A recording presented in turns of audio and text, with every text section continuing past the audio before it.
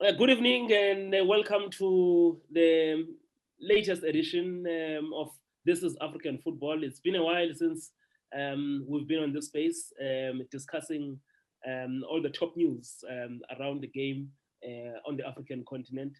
You know that there's a lot of things happening around, but I think everyone now is just been consumed by the CAF presidential race, which is hitting up. And as you know, there's plenty that we'll be discussing today. But maybe before we go to our menu for the day, let's welcome here the three musketeers. We start with all the way. I know there was rumble in the jungle, but I can tell you he was still very young back then. Maybe he was very. Maybe he was still a spectator on the back of his mom at that time. Absolutely. The great one, Rajaf Katala. Good evening, Baba. Good evening, everyone. Good evening, Timothy, the man from Nakivubu Villa. Good evening for the man from, is it Port Harcourt? I don't know. No. From Edo State. Oh, okay. Benin City, but was born and raised in Kaduna.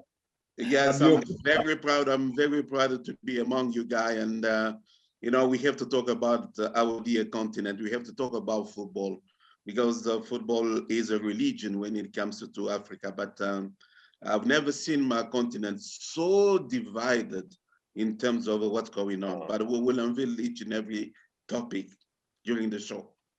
Most def. And we've got all the way from Kampala. I can see it's dark there. I know that's how it is.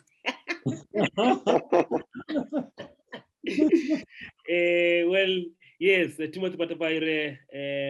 Yes, I know he comes from SC Villa, but we know him from Siwele Samasokolara. We know him from the Clever Boys, and also a former Uganda Cranes international defender. Never played in the AFCON. That's the because they had to wait for 39 years to get to the AFCON. We finally made it. Good evening, Pratil. Good evening. It's a pleasure to have you back, Veli. Good evening, Mr. Katara and Craig Tafia. It's always a pleasure to be here to speak about what we love, and that's African football. And looking forward to a great show going forward. Thank you, team. And on my right, all the way,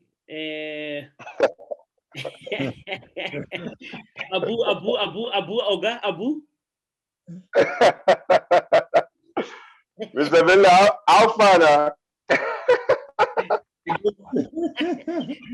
So you can see, at least I try, eh?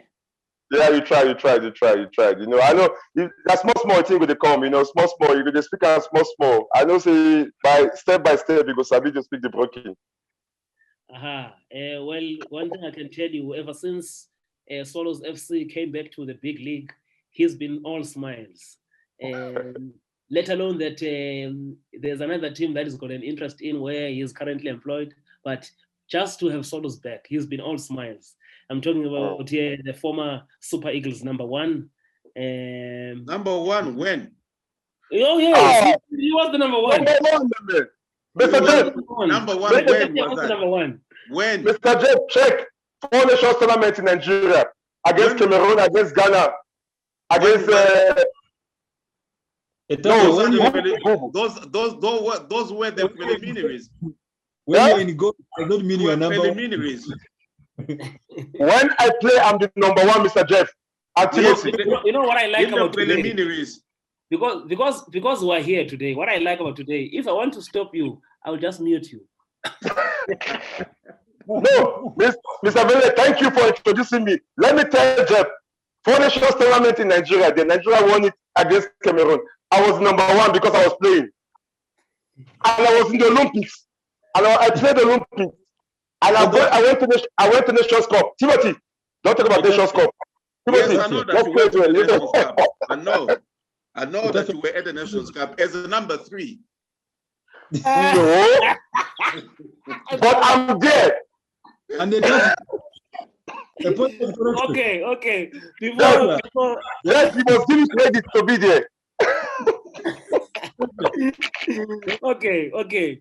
So When today, they are- as I said, on our menu today, we discuss the FIFA, in fact, the CAF presidential race. We know that Gianni Infantino is around and is visiting. Orange. I think he's just got Mission Africa this week, you know. And from there, from the presidential race, we'll also be looking at. I think before we planned the show, it was around the issue of CAF and how they are handling the situation around the Chiefs and Wydad game. And there are rules that are there already, but I've just seen something. One of the rules has been omitted. They've updated the rules this week, and they omitted the rule which talks about teams that can host, which is very interesting. But we'll touch on that because now Sundowns, as we speak, they were supposed to be jetting out. They were supposed to be jetting off to Algeria. That game has since been postponed. As a result, there's a meeting between, I think, according to Sundowns, there's a meeting between SAFA tomorrow and CAF and possibly the clubs which are involved. Because this situation also seems to be favoring North African clubs from how I'm seeing it. If you consider that Namungo FC will be hosting Primero de Agosto twice there. But maybe, Jeff, let's start with you. Yes. On the issue of Gianni Infantino.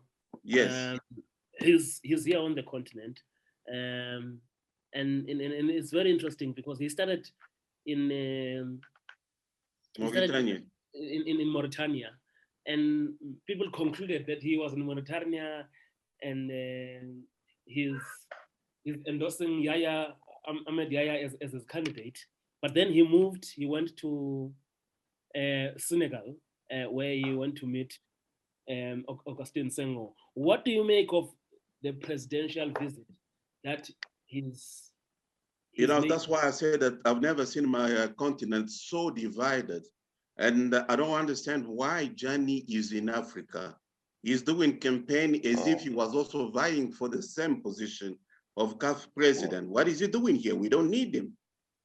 And we know very well that he's been around. He said that no, he was in Mauritania for the kickstart of AFCON under 20. But I know that it's a lie. He is there because he wants to push. He is number 1 now. His number 1 is no more Patrice Motsepe. He is now Yahya Ahmed. And he took Rigo Bassong and Samuel Eto'o. They were there on Saturday when he was actually delivering his project. So we know very well that he has divided the CAF because now we have 2 candidates for Africans and 2 candidates for Gianni. And the 2 candidates for Gianni are Ahmed and Patrice Motsepe. And the other 2 for Africans, it's Senghor and Anouma. And Senghor and Anouma, that's why Gianni is going to Senegal. Senghor and Anouma pissed off. They say that the application from Yahya and Patrice Motsepe were due for a second test on the 28th of January, but that didn't take place. So FIFA just approved the applications. Why? But and also this, yes, but and didn't the CAF governance committee also approve them? No. The governance committee was from CAF. They didn't approve that. It was CAF. But there was a letter. There was a letter from the governance committee. Yes, that one came later because we were waiting for them to be interviewed for the second time on the 28th. Yes, and the decision from FIFA came on the 27th. No, I understand. But this was after they subjected the 2 candidates to additional checks, right? And they presented themselves to additional checks, didn't they? Yes. But why it didn't take place? It did take place. That's why. No, it didn't. It did take place. No, they didn't. They didn't. No, that's why there was. Do you remember seeing the communication coming from the CAF governance committee? Yes, I'm telling you, they didn't go through the second check. The second check didn't take place for these two candidates. It didn't. It was supposed to take place on the 28th, and the decision from FIFA came on the 27th.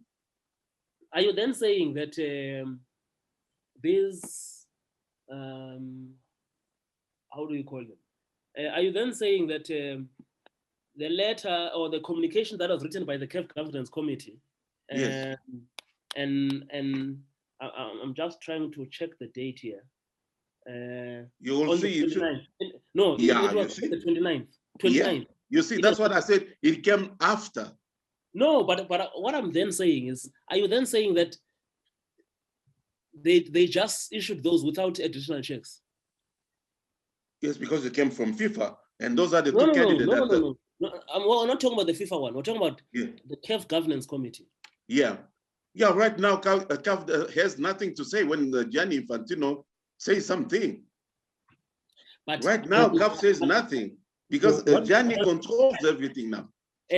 Tim, you remember the communication I'm talking about, right? Coming from the CAF governance committee. Yes, I think the second vetting process took place. Yes, that's what I'm saying. When was it? When did it take place? I think it was on the 28th. No. It took place on the 28th, and the letter was issued on the 29th. On the following day. FIFA said that the application has been approved on the 27th. No, we're not talking about FIFA now. We're talking about CAF. Yeah, but why FIFA say that before? Before they went for the second vetting, FIFA said that on the 27th. Well, they had agreed that they were going to do something parallel. So, and those guys were not in Switzerland; they were here in Africa. Yeah. But FIFA was not doing the additional checks. The additional checks were being done by the CAF governance committee on the two candidates. Oh, they didn't do anything really because they didn't take the decision even before the second vetting took place. FIFA.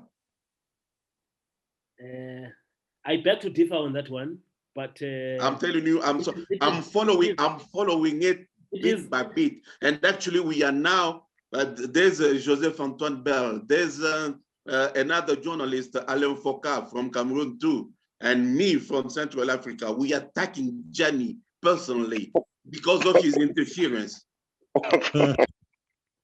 But Dave. Yes. I think you are attacking the wrong person. No, he is the one. We completely have no leadership. Tim. Yes, please. Yes, Tim, we're listening. Yeah, this is what I'm saying. You're attacking the wrong person because Infantino at this moment in time doesn't vote. Yes, he doesn't vote. You know that there's a magazine from Norway by the name of Josima. They came up last weekend. They came up with a lot of revelations about what happened in Addis Ababa when Ahmad was voted the president of the CAF. Yes. And it was Infantino who did that because Issa Hayatou didn't vote for him for the FIFA presidency. No, we are blaming the wrong person. If you have got the vote and you are given soap and sugar to vote a wrong candidate and then you complain afterwards, doesn't make sense. Yeah, but what does he intervene in CAF affairs? Let me tell you, he's the one who convinced the executive committee of CAF to cancel Agadir, to say that I'm bringing you Wanda, a telecommunications company from China. They're going to give you 3 times what Lagadia was giving you. Now the time came, they're asking him for the money. He's suspending them. Why? So Jeff, can we say that we lack leadership on the African continent? That's why we can entertain any interference whatsoever. Because we but why? Because the issue that Jeff is talking about now, Infantino didn't just come here. He was invited by this current regime because this current regime was helped by Infantino to dethrone Issa Hayatou. You understand?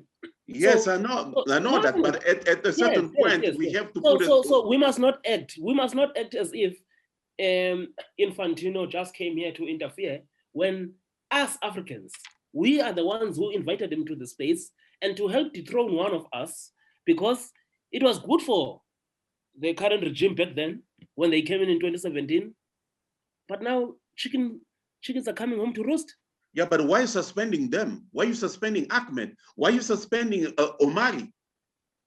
But last year, last year when Musa Bility stood up against this, it was the same Omari, it was the same Ahmed who were defending what Infantino was doing. You understand what I mean? So now, yes, but it was Infantino who pushed them to do so. But let me tell you that Infantino himself, he's got 8 counts of accusation. But they are the ones who are running African football. Infantino is not running African football. Oh, but you can run it. No. They are the ones who can say no to it. But they say but he dictates what to do, because according to CAF themselves, they couldn't cancel Lagadia. It was on the insistence of Infantino. But now CAF doesn't have money, and now they depend on FIFA. And this is what you wanted. If you are in a position of power, if you're in a position of power, and we are before a judge, they will ask for proof, and if that proof contains the signatories of the executive committee of CAF, then it's not Infantino. The proof doesn't come. The Josimar magazine that I'm talking about, they did all those revelations. They say that if anyone can come and check their records, you know, sometimes you won't find anything. You know politics, how it works. That's why sometimes they say that Motepe doesn't have this kind of politics to run CAF. But sorry, Mr. Vili. Greg, I want us to move this discussion now. Okay. I'm not sure if you saw the manifesto of Ahmed Yahya. I browsed through it last weekend, and I have to say, I don't know how I feel about Ahmed Yahya, but I have to say something and say I was very impressed with the manifesto. Awesome. It looks very good on paper. Very good. Impressed about what? But it talks to the current challenges that's African football has. You know? Yeah. Most of the current challenges that's African football has, it talks to them. But I'm reminded that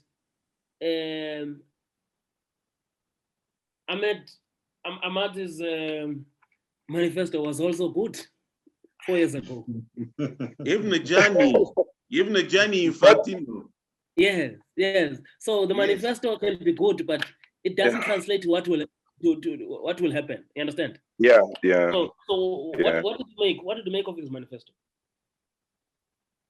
I mean, it's a very good. I mean, as you say earlier, you know, everything that's happening in African football in terms of a lot of things that we need to sort out. There's a lot of corruption going in African football. There's, you know, in terms of televising games and all those stuff, we need to, you know, catch up with the European league and all those stuff then. But the association in Africa, mostly, I can say, you know, the northern parts, I think they are trying to, you know, to hijack a lot of things. I'm Infantino coming to Africa. I think, you know, in Senegal there, what he was saying there, you know, for him to meet Senegal, Augustin Senghor, I think he is trying to talk about the whole Africa, how to improve in terms of the Africa, to develop African football, you know, in terms of the Senegal too, meeting the, you know, from there is trying to say a lot of things that to FIFA to empower the Africa in terms of the 2026 Olympics. And, you know, Senegal have done very well in terms of the youth tournament and women tournament. So, but generally he's trying to say that, no, I'm coming, not here, I'm going to stop. I was coming from somewhere, but I mean, this is what I'm trying to help in African football. But all of them, they have a good plan. But on the day, sorry? At some time before they imposed upon Ahmed, the same Infantino attended a certain birthday party. So it is just inconvenience that is on the continent talking about African football and releasing funds. Those are funds that belong to the federations. But we are saying Infantino should not should not try to manipulate who should lead African. No, but you see, I mean, if you allow, I mean, as Jennifer said, you know, we allow him to come in, and I mean, Vili have said that we allow him to come in. So I mean, the current regime allow him to come in. So we should leave it like that. No, I mean, he's here. I mean, FIFA give FA money. All FA in Africa. And no, but that's our money. It is not the handout. It is our money. It is our money.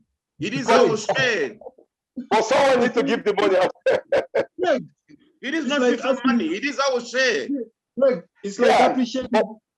Craig, it's like. But we always say that we have it in Nigeria.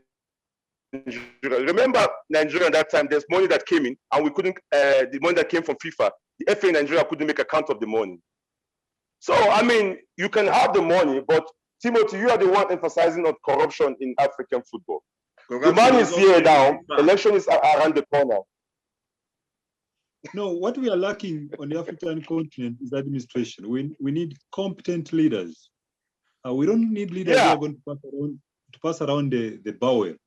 But how those now qualify into the manipulation game, because if we are speaking right and correctly now, there are those that he will try to push forward because they will be manipulated, and there are individuals who are against that manipulation that he finds that he cannot deal with them. Yeah. So whilst we're still with you, Tim, now let's come to Motsepe. We know that he's been traveling all over the continent using his private jet, sometimes also going to Doha and as well. But also there's been a concern that ever since this campaign started, we've not had a single word from him publicly, you know, even though we see in the pictures and, you know, and some go as far as asking if we can't hear from him, or if maybe he's busy. Why do we vote for him? Exactly, you know. But you know, on the African continent, we have a tendency of trying to demand that somebody has to come and meet you one-on-one so that you can understand him better. No, but I think Timothy, wait. Let's give him a chance. No, he gave you a chance. You spoke. Let's give him a chance. Okay. This is a new approach. He has not denied the fact that he's standing. Can we please mute those who are not talking? He's traveling the continent, meeting the voters. And at a certain selected time, he will be able to add his voice. And now when the FIFA president is busy moving around, he is planning how to counter his approach. And I'm gladly waiting for that approach because we have the voters. We have got the COSAFA region that is on board. That's a block vote. We have got very strong, capable candidates. There's no doubt about that. So what is important no is block voting in COSAFA, but we can continue. Yeah, but over and above is a block vote. We can take that because we have got Sengo who has got also, depending on Wafu, you know, try to make sure that he gets sort of a block vote from that side. So it's very important for me when it comes to Motsepe. We have got the likes of Pinnick, Jordan trying to, you know, to do the groundwork for him. Yes, Jordan has tried his level best to try and campaign on the African continent, has not been successful, but he has brought a strong candidate. So we have got the likes of even CAF region that is also patiently trying to invigilate who should be voted into office. So I think if we get a capable candidate who can stand his ground and say, listen, we need to be Africans, solve our problems as Africans, I think my vote will go to Motsepe. There's a story that came from Kampala, and I'm sure you followed that story, that FIFA was reserving its vote for Motsepe. I'm sure you would have followed that. Definitely, you have to be smart when you're a voter. You need to weigh your sides and understand. Try to make the bidding to be high. So yes, we are looking, FIFA, I can say we are looking at the candidate of Motsepe because we prefer that leadership. because we have got, that's what the FIFA president, that's Magogo, what has tried to insinuate and practice in Uganda. So when you have got like minds, you're most likely to incline yourself towards that side. But Jeff, you've been following this. Can we trust the promises that have been made before the elections? Can you please unmute Jeff, please?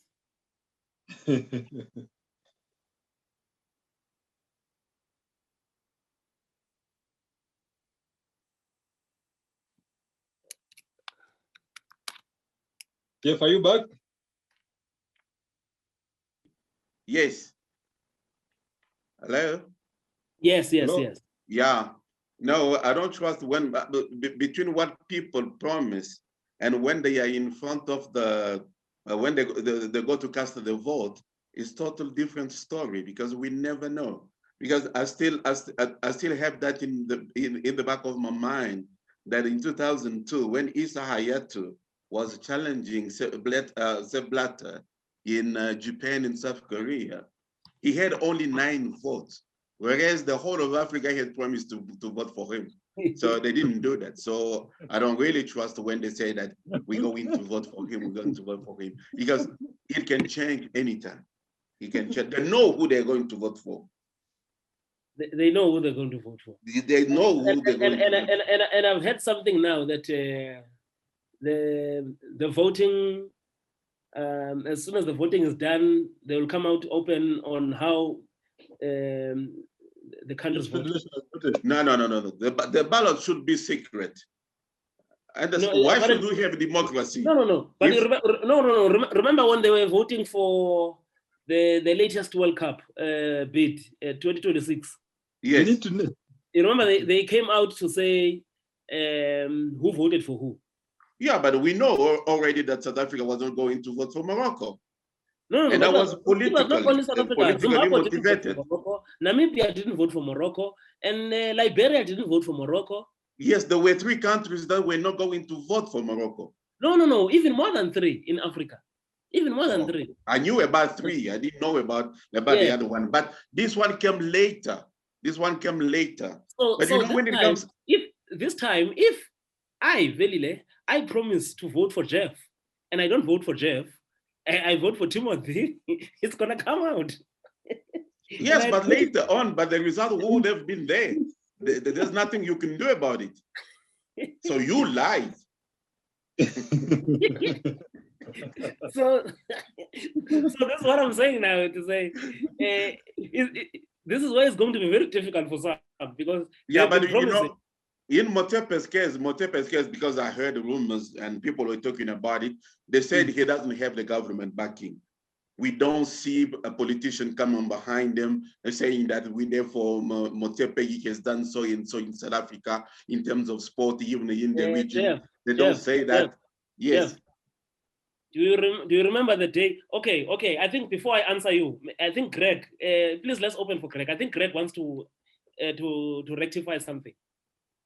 No, I was saying that, sorry, Jeff is saying that there's no politician that is vying for.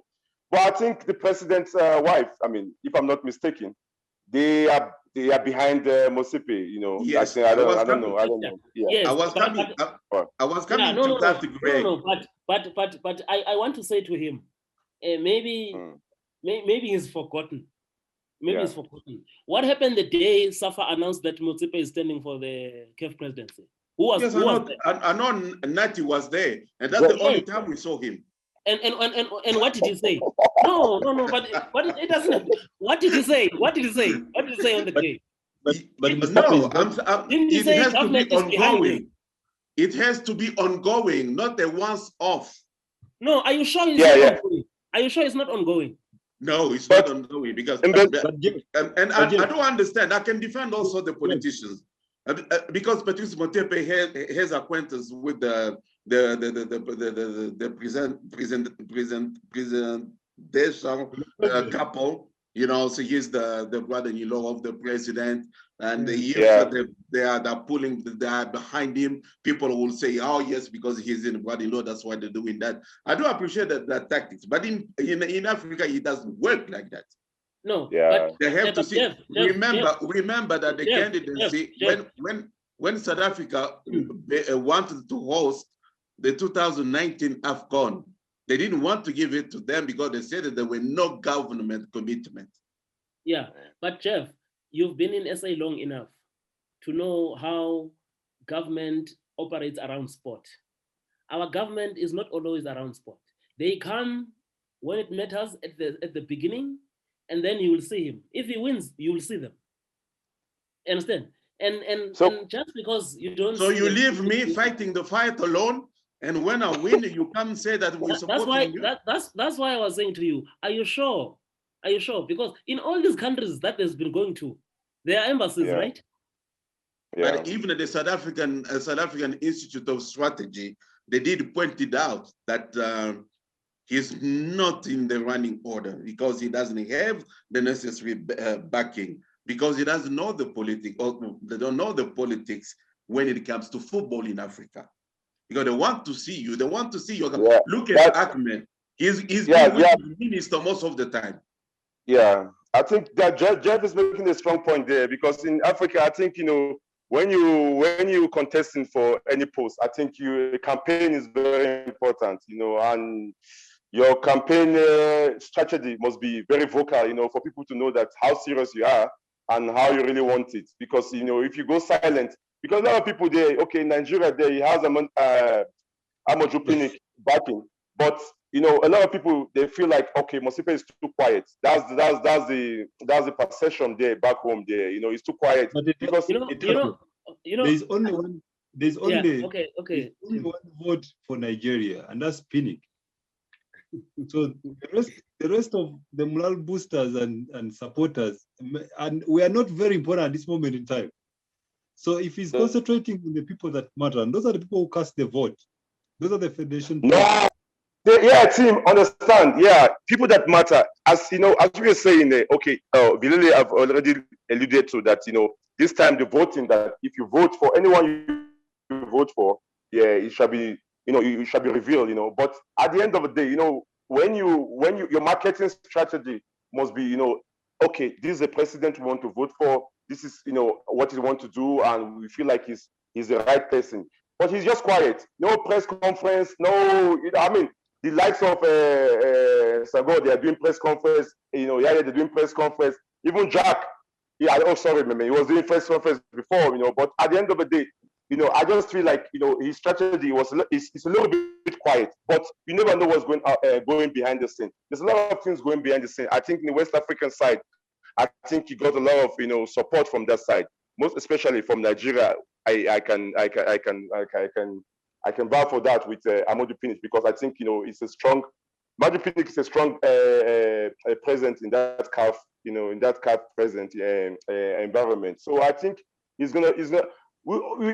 just have to wait on the 12th, because this one, you know, a lot of things can change before then.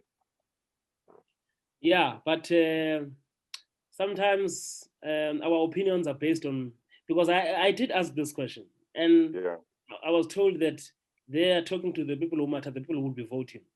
Yeah. And that's why. No, really, I'm against that, because you have to talk to the mass. You have to talk to the people, so the people can, you know, they can share your view. They can share your manifesto ideas. They can share your project, what you want to do. Correct. We know that by the end of the day, there will be only one person from each country to vote. But at least we know. So, but surely we'll hear from him before the end of the month. How many days now? Surely we still have a long time to go. There's still a lot of days to go. No. Surely we'll hear from him before the end of the month. Yeah, but you see, I wasn't in Cameroon, but I heard that he took the whole executive committee of COSAFA and went with them to Chan. So the other candidates were, if it's true, the other candidates were saying that, what does he want to prove? And why are the other candidates so obsessed with his campaign and not theirs? You know, it was like South Africa. When South Africa came back when South Africa was accepted back by FIFA, when they used to travel in going to our countries, they used to take even the toilet papers, and they were very much criticized. And we were saying that they're going to play in Burkina Faso for the AFCON in '98, but they're going to train in they train against Norway. So it is almost the same thing, you know.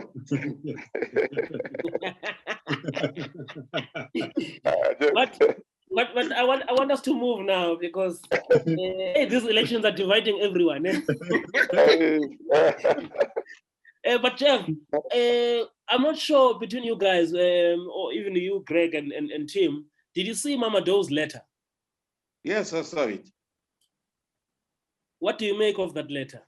Well, there's a positive point, and for me, that's what I was saying, that because of Motsepe, he has to understand the politics around football. And for me, as Mamadou said, I see him at FIFA level, not at CAF.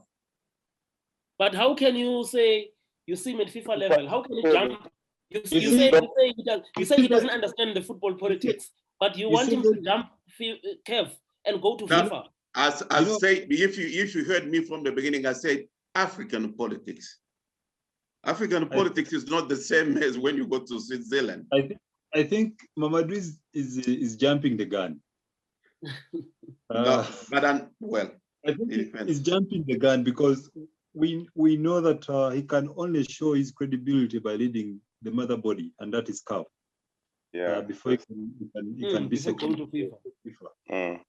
So Mamadou coming from Ivory Coast, which has also presented a candidate, and with all the reasons that has advocated, if indeed what he wrote was true, that then is good for FIFA, then he should be unopposed for CAF. Infantino led the UEFA, right? Absolutely, I was going to come there. Infantino is leading FIFA, but he was not the president of UEFA. But he was in the leadership of UEFA. When by the time he became the FIFA president, he was the president of UEFA. Yes, he was. No, by interim. But in any case, because the president of UEFA after Platini, it wasn't him. He was just doing the interim. So the very good president is Alexander Seferin. As long as the president is not available, the second in command is the president. No. It's not like that. It doesn't work like that. That's why you see that. Well, now you will say that Fatma Samura, because now Fatma Samura is like the chief executive officer of the world of football. Where did she get such experience? No way. Yeah. Well, we move on. The issue of we've discussed this. We've had these conversations before about how CAF is going to deal with the weaponization. Teams weaponizing COVID-19 to get results. We saw what happened in the prelim stages, but now it's getting worse. Yes, we know that we're in South Africa, and the issue of COVID-19 has been very serious in previous months, but we've seen how the numbers have been going down drastically. We're in double digits now. We've been around 2,000, 1,000 and something numbers, but and CAF released the rules, and one of those rules say, in case a participating team cannot travel to the host country and or venue of a match due to any travel or other restriction relating to COVID-19, the participating team shall be considered to have lost the match 2-0. That's B. C, in case a host team cannot organize a match or cannot and has not been authorized by its government to receive another team, the host team shall be considered to have lost the match 2-0.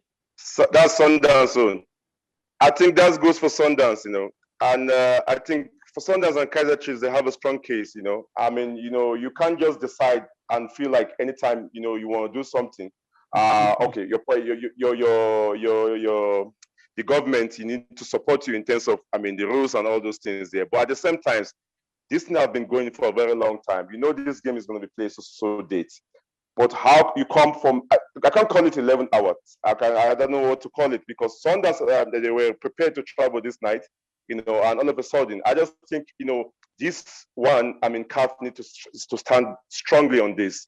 Chiefs and Sundowns, for me, my own opinion, I think they deserve those points. I think they deserve those points. So for Sundowns, a strong case. Yeah. Just before we come in there, I forgot the D, and they say for exceptional cases, the organizing committee shall be consulted to take a final decision. And where I have a problem now, D, for me, seems to have been prepared for certain teams, because you already have B and C. Yeah.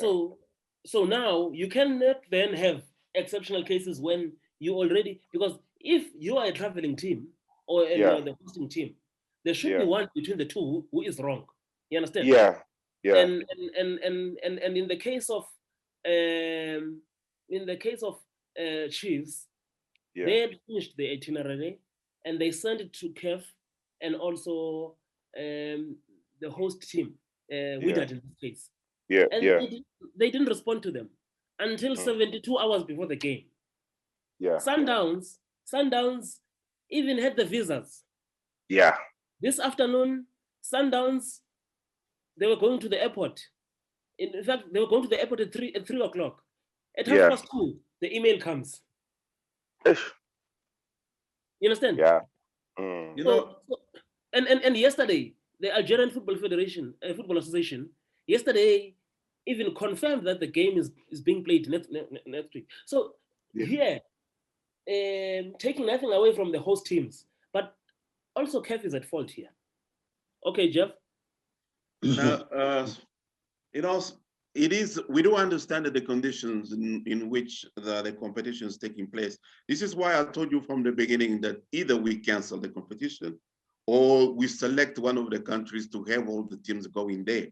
Group A will go there, or Group B will go in this country, or try to do something like that. Because I don't blame the countries to take measures or precautions for the safety of the citizen. I don't understand that very well. When Morocco doesn't want Kaizer Chiefs to come there because in South Africa we don't have that noise, but where we come from, there's noise about South African COVID variant as if it was something very lethal. That if a South African, you get in touch with a South African, you die the same day. So this is the perception of people over there. But now it could have been the understanding and the cooperation of both teams with the backing of the FA to try to delocalize the game, like Liverpool and Leipzig. And this is not, they have to understand, to make an understanding that let us play on such neutral ground. Something like that. And the CAF, nowadays, CAF it seems like it is run by gangsters. They don't take things very and they don't even think before this kind of situation happen. And I'm sorry, it is the truth, because they knew the conditions in which all those competitions were going to take place. But Mr. Billy, let's go to Tim first. We're gonna come because Tim, I wanted to understand what determines this exceptional case. At this moment in time, you try to understand where it comes into place. First and foremost, it was CAF that came up with these very rules and regulations. They very well know that we're in the midst of this epidemic, and they still came up with this, based on what? You see? So we have a situation where any team can claim any of the three to try and justify what is happening.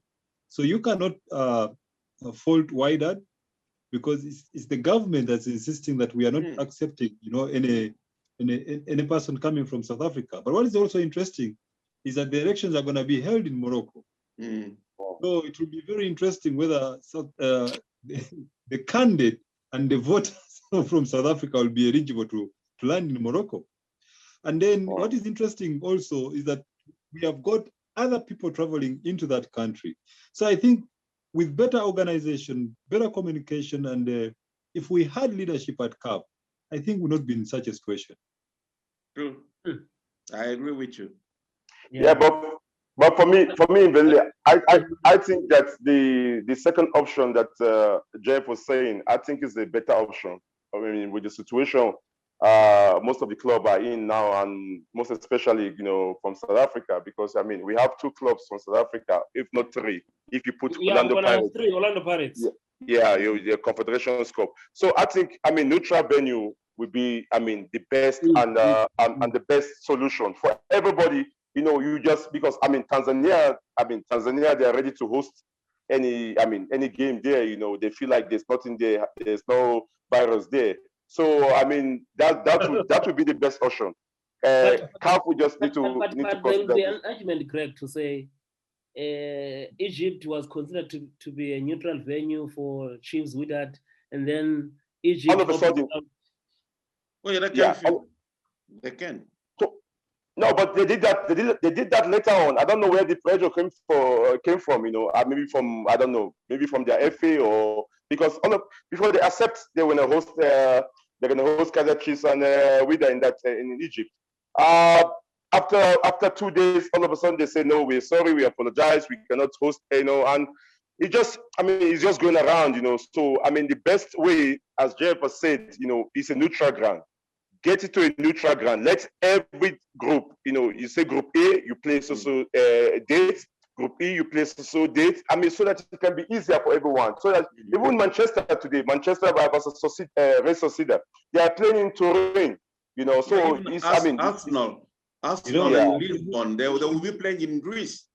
We should be mindful of our comparisons. We are in Africa. Oh no. Yeah, no, but they are countries that can host. They are countries that can host. Yeah. What we need is the leadership, the foresighted leadership, especially in this time of the epidemic. Jeff was right. Either you cancel the tournament, or not cancel. Not cancel. Second option is the best one. No, you can't cancel. People are already prepared. Teams are prepared, and teams are looking forward to play to the finals and to play World Cup tournament. And in terms of why can't be cancelled? No, you have to play. It's in the group stage now. You see, in all of this, it is late now. It is late. Yeah, but you see, in all of this, there's the Ghanaian Football FA that has already written to CAF to say they want to play their game against Bafana Bafana, a crucial AFCON qualifier in a neutral venue. Yes. And but the issue is that Al Hilal was here. They played against Sundowns, and comfortably they were hosted, and they went back to Khartoum and nothing. But in the situation of the pandemic, it's not just because A was here that B and C should be also there. It depends now on the country government. Where they come from. That we don't want to send our people over there. Yeah. We want something else. Let's arrange a neutral venue. But there are Ghanaians who've been coming to South Africa. It's not a situation. In fact, one of the colleagues, and I can tell you, South African embassies are not giving tourist visa to people.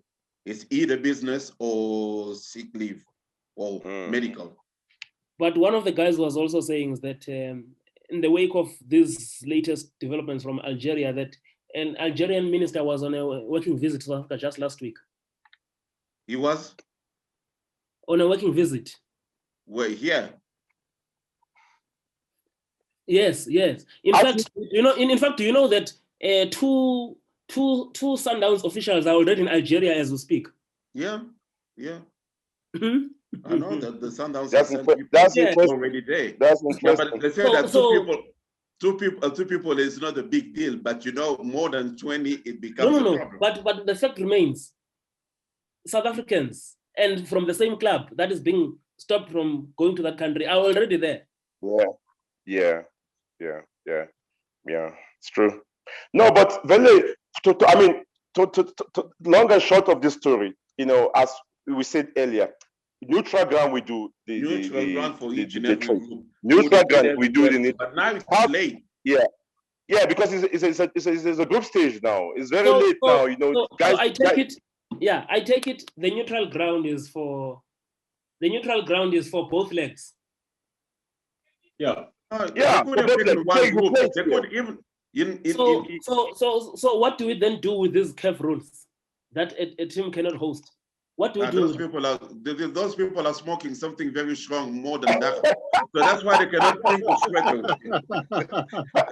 Don't laugh, guys, because how CAF can take such kind of decisions? Did you hear UEFA taking decision when Arsenal is arranging a game, when Manchester is arranging a game, or even Liverpool is? UEFA doesn't say anything. They just inform them that this is what we have come to. And ours, they just thinking that, you know, the team is already on the way to the airport, and I think the issue here, Jeff, is the disrespect also that comes from North Africa.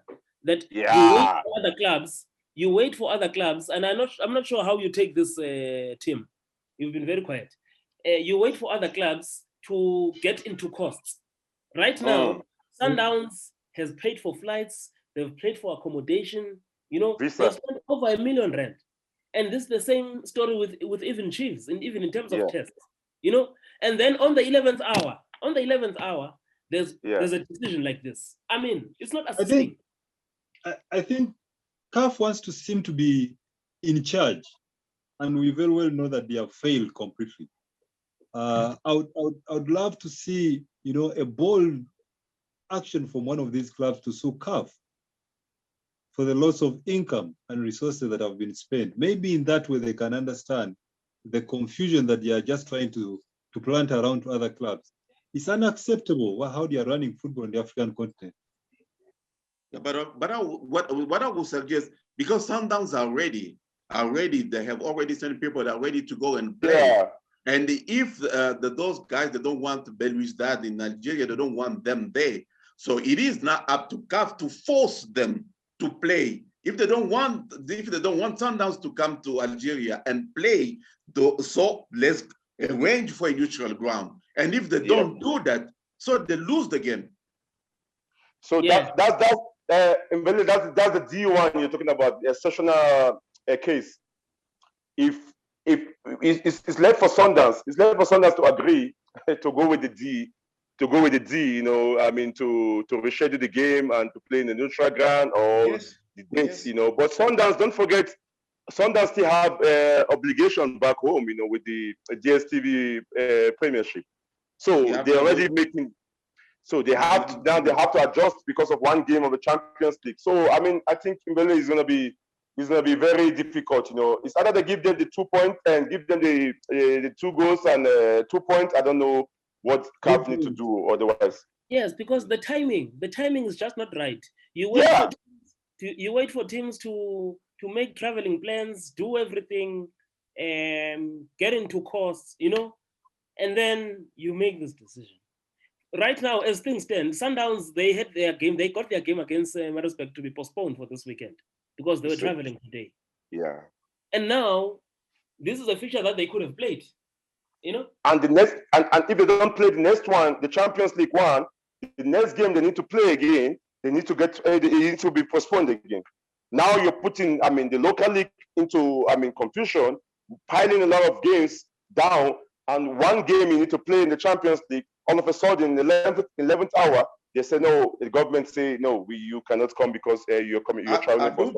I do believe that there is something that they don't want to tell us. But according to my research, according to what I see, it is like because the Algerian FA president Ziyech was ruled out to apply for a FIFA Council seat, and that's why he wants to take revenge on CAF as well. Okay. Yeah. Now and he even refused for Infantino. Infantino was scheduled to go to Algeria. Yes, but they said no. And he wanted to go for the FIFA Council, right? Yeah. He wants to go to FIFA. He's been kicked out, just like Omari. Yes. Well, very interesting, that one. But I can tell you tomorrow, I think at noon, CAF is meeting all the 3 South African clubs, Sundowns, Chiefs, and parades. That's what Sundowns officials have confirmed. And also understand that SAFA will be there in that meeting as well, because CAF is saying some clubs are refusing to come here. Because Chiefs, you know that they're in the same group with Petro Atletico. Angola. And you saw what happened to Namungo. And now we are still going to get to that situation. So this thing is going to be there all the time. And because for me, there's Namibia around us. There's Zimbabwe. You know. Yeah. There's countries where South African teams can organize to play at neutral venues. Absolutely. But Absolutely. these things need to be set on time. You understand? Yes. Don't let teams get, into debts and, they pay, and then in the 11th hour they say, this is something that I don't understand, because in this time of pandemic, of COVID pandemic, each and everyone is trying to accommodate both sides, but CAF is coming with sanctions. And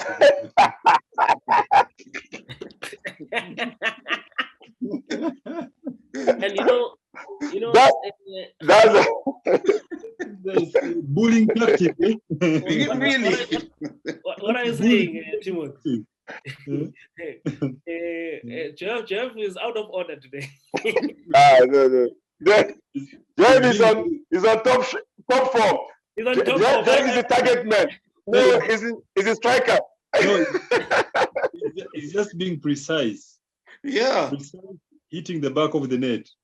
What we're having at CAF, it's a shame to say that you're an African when you are in shambles. That's why we advocate that when these elections come in March, for once we can try to rally behind a candidate who can represent the values of Africa and try to market ourselves out of this madness that we have seen over these 4 years of Ahmad.